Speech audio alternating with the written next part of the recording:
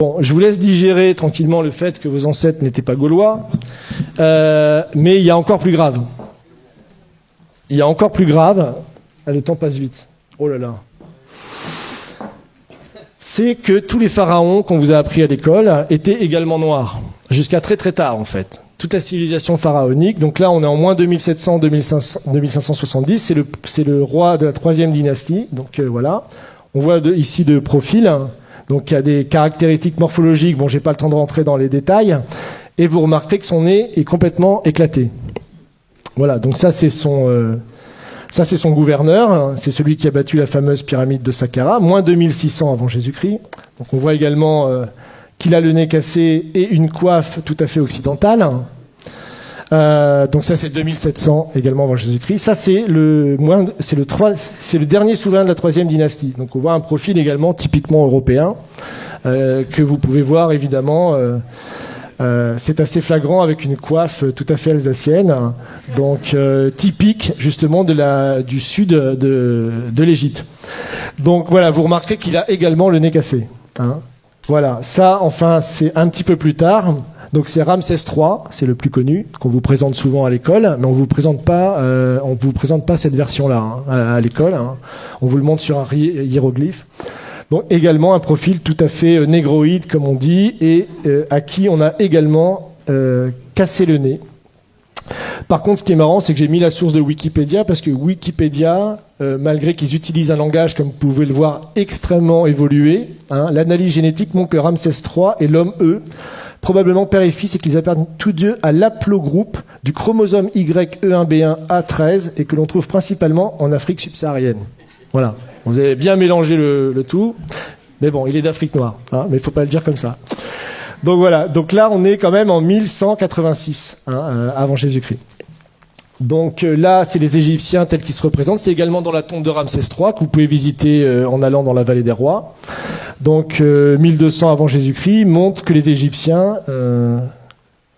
voilà, ça c'est l'Égyptien, ça veut dire Égyptien, et qui se représente comme ça ici. Hop. Voilà, l'Égyptien vu par lui-même, donc voilà, ça c'est 1200 avant Jésus-Christ. Donc imaginez un petit peu.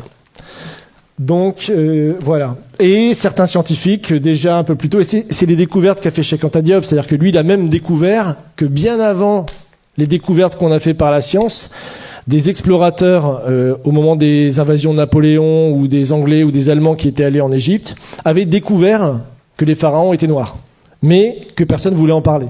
Donc lui, c'est Lepsius, c'est le fondateur de l'égyptologie en Allemagne, et il dit, voilà, tout simplement, bon, c'est une citation de son livre, que vous pouvez trouver sur Internet, là où on s'attendait à voir un Égyptien, bizarre, on trouve un nègre authentique, tout à fait original. Donc ça, bon, j'ai pas le temps, c'est une icône byzantine du XIe siècle qui montre le roi Salomon allant visiter le pharaon noir, qui est très caractéristique. Et dans le Cantique des Cantiques, pour ceux qui connaissent la Bible, vous connaissez ce passage, je suis noir et pourtant belle, fille de Jérusalem, comme les temples de Kédar, les pavillons de Salomon. Voilà, pour ceux qui... Voilà. Donc voilà, encore une fois, là, il y en a plein, en fait. Hein. Bon, non seulement... l'homme avant d'être blanc était noir, non seulement les pharaons également étaient noirs, et on bâtit également, était le berceau des sciences et des arts. Et ça, c'est la vraie négation, je pense, la plus consciente, qui a été faite jusqu'à présent et qui perdure dans nos écoles aujourd'hui, même jusqu'en Europe. Donc, puisque vous avez là également dans une des tombes, 2000 ans avant la balance d'Archimède, le système de balance avec des curseurs, afin de déplacer le centre d'inertie. Donc vous avez là tout simplement le point de levier et ici ce qu'on appelle le principe d'Archimède qui disait pour soulever la Terre, donnez-moi un point d'appui, qu'il a rédigé dans un traité, évidemment 2000 ans plus tard, enfin 1500 ans plus tard, et en disant que c'était sa découverte et que c'était lui qui avait découvert toutes ces sciences géométriques. Donc encore plus intéressant, le papyrus de Moscou. Donc ça, il se trouve à Moscou justement. Aujourd'hui, il est au musée Pouchkine de Moscou. Et en fait, c'est les papyrus qui prouvent toutes les découvertes géométriques qui ont été faites par l'Égypte noire pharaonique, justement entre moins 1500 et moins 3000 avant Jésus-Christ. Donc là, vous avez par exemple la pyramide tronquée, vous avez le calcul de la demi-sphère, vous avez Pythagore, vous avez le calcul des ellipses. Vous avez ça aussi, là c'est l'autre papyrus de Rhind. Donc vous avez ici donc, le théorème de Thalès. Donc, ça vous trouvez aussi dans des tombes, dans le papyrus. Donc ici, et Thalès lui-même a avoué qu'il avait fait sa découverte en Égypte. Qu'il avait lui-même fait sa découverte en Égypte. Mais il n'a pas dit que c'était les prêtres égyptiens qui lui avaient enseigné justement cette chose-là. Donc ils se sont tout accaparés. Donc là, ils ont même été jusqu'à calculer des coniques. On retrouve des études de coniques, bon ça c'est pour les matheux, qui sont soi-disant attribuées beaucoup plus tard, plus de 3000 ans plus tard. Le calcul de l'ellipse, de la demi-sphère, toutes ces choses-là ont été découvertes déjà avant moins 2000 par les Égyptiens à l'époque. Donc, encore plus fou, c'est que les pyramides ont été faites, elles, encore plus tôt. Donc c'est 2600 pour la pyramide, je crois que j'ai les dates ici. J'ai encore un peu de temps ?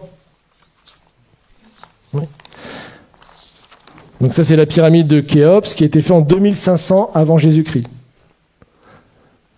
Donc il nécessite des niveaux de science extrêmement aboutis puisque la base de la pyramide est horizontale à 20 mm près. Vous imaginez déjà les calculs qu'il fallait faire. Et pour obtenir un carré parfait de la pyramide, c'est seulement 0,05% d'erreurs qui ont été faites. Aujourd'hui encore, moi j'ai lu des thèses qui datent de 1970 qui vous prouvent qu'il est impossible que les Égyptiens aient construit les pyramides. Il y a des thèses qui sont écrites là-dessus jusque dans les années 70. J'ai même une citation là, qui est sur un site de vulgarisation scientifique. Ils ont des dizaines de milliers d'abonnés. C'est vraiment une chaîne YouTube et tout ça qui est très bien. Et vous pouvez dire que, sachant que les mathématiques, la géométrie et autres sciences nécessaires à de tels résultats n'existaient pas dans l'Égypte ancienne, en tout cas pas sous une forme élaborée, Pythagore évidemment ne naîtra que 1000 ans plus tard, comment les Égyptiens sont-ils parvenus à un tel degré de perfection? Pas de révélation évidemment dans ce site, mais rassurez-vous, les égyptologues continuent de chercher. Donc ça, c'est publié en 2015. Vous imaginez. Donc ça, c'est pour vous montrer les dates justement des grands découvreurs qu'on apprend à l'école. Donc le théorème de Pythagore, Thalès, le théorème de Thalès, évidemment, puis d'autres scientifiques qui ont travaillé sur les coniques ou Archimède. Donc voilà. Enfin, pour finir, ça c'est une image peinte du Sphinx à l'époque de Napoléon par quelqu'un qui s'appelle Vivant Denon, et donc qui est assez caractéristique, comme vous pouvez le voir, de la race négroïde des Égyptiens. Donc ça, c'était publié à l'époque, et lui-même disait, je vous cite, « Je n'eus que le temps d'observer le Sphinx, qui mérite d'être dessiné avec le soin le plus scrupuleux, et qui ne l'a jamais été de cette manière. Quoique ses proportions soient colossales, les contours qui en sont conservés sont aussi souples que purs. L'expression de la tête est douce, gracieuse et tranquille. Le caractère en est africain, mais la bouche dont les lèvres sont épaisses a une mollesse dans le mouvement et une finesse d'exécution vraiment admirable. C'est de la chair et de la vie. Quant au caractère de leur figure humaine, n'empruntant rien des autres nations, ils ont copié leur propre nature, qui était plus gracieuse que belle. En tout, le caractère africain, dont le nègre à la charge est peut-être le principe. » Donc ça, le Sphinx, je vous rappelle, c'est en même temps que les pyramides. C'est 2600 avant Jésus-Christ. C'est d'ailleurs jusque la basilique Saint-Pierre de Rome. Je crois que c'est plus grand que la basilique Saint-Pierre de Rome encore aujourd'hui. Et c'est encore aujourd'hui la plus grande sculpture réalisée sur un seul bloc. 2600 ans avant Jésus-Christ. Donc c'est encore une prouesse scientifique qu'on ne sait pas expliquer aujourd'hui. Donc voilà. Et pour finir, puisque le temps presse, ça c'est un proche également de Napoléon, donc qui a été avec lui dans les voyages en Égypte, et qui fait cette citation sur laquelle je terminerai pour vous laisser réfléchir à tout ce que je viens de vous dire. Donc il parle justement des Égyptiens. Tous ont le visage bouffi, l'œil gonflé, le nez écrasé, la lèvre grosse, en un mot un vrai visage de mulâtre. J'étais tenté de l'attribuer au climat lorsqu'ayant été visiter le Sphinx, son aspect me donna le mot de l'énigme. En voyant cette tête caractéristique du nègre dans tous ses traits, je me rappelais ce passage remarquable d'Hérodote où il dit « Pour moi, j'estime que les Colches sont une colonie des Égyptiens, parce que comme eux, ils ont la peau noire et les cheveux crépus. » C'est-à-dire que les anciens Égyptiens étaient de vrais nègres. Mais en revenant à l'Égypte, le fait qu'elle rend à l'histoire offre bien des réflexions à la philosophie. Quel sujet de méditation de voir la barbarie et l'ignorance actuelle des Coptes, issus de l'alliance du génie profond des Égyptiens et de l'esprit brillant des Grecs, de penser que cette race noire, aujourd'hui notre esclave, est l'objet de nos mépris, et celle-là même à qui nous devons nos arts, nos sciences et jusqu'à l'usage de la parole. Imaginez enfin que c'est au milieu des peuples qui se disent les amis de la liberté et de l'humanité que l'on a sanctionné le plus barbare des esclavages et mis en problème si les hommes noirs ont une intelligence de l'espèce de celle des hommes blancs.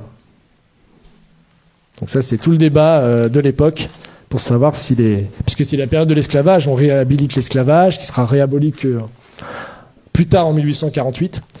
Donc on voit que le débat a été posé et la vraie découverte de Cheikh Anta Diop, c'est de montrer même que ces découvertes à lui étaient déjà connues à une époque, mais qu'elles ont été passées pendant plus de 200 ans, jusqu'à la période de Cheikh Anta Diop, sous silence. Personne ne connaissait ces citations. Donc voilà.